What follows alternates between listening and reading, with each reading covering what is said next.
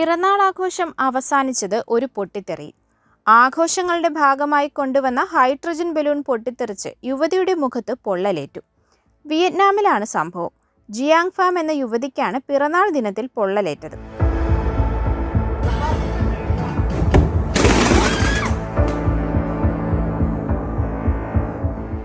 ഫെബ്രുവരി 14-നാണ് ജിയാങ്ങിന്റെ പിറന്നാൾ ആഘോഷം നടന്നത്.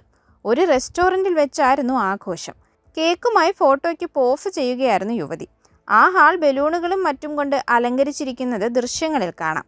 എന്നാൽ പെട്ടെന്നാണ് യുവതിയുടെ കയ്യിലിരുന്ന ബലൂൺ ഒരു തീഗോളമായി മാറിയത്. മറു കയ്യിലിരുന്ന മെഴുകുതിരിയിൽ നിന്നും ബലൂണിലേക്ക് തീ പാളുകയായിരുന്നു. പെട്ടെന്ന് ബലൂൺ പൊട്ടിത്തെറിച്ചതും യുവതി മുഖം പൊത്തിക്കൊണ്ട് അവിടെ നിന്നും ഓടി മാറുന്നതും വീഡിയോയിൽ കാണാം. പൊള്ളലേറ്റ ഉടനെ തന്നെ യുവതി ബാത്റൂമിലേക്ക് ഓടി വെള്ളമെടുത്തും മുഖം കഴുകിയെന്നും പിന്നാലെ ഉടനെ ആശുപത്രിയിൽ എത്തിയെന്നുമാണ് റിപ്പോർട്ടുകൾ പറയുന്നത്. ഈ അപകടത്തിന്റെ ഞെട്ടിക്കുന്ന വീഡിയോ ജിയാങ് ഫാം തന്നെയാണ് സോഷ്യൽ മീഡിയയിൽ പങ്കുവച്ചത്.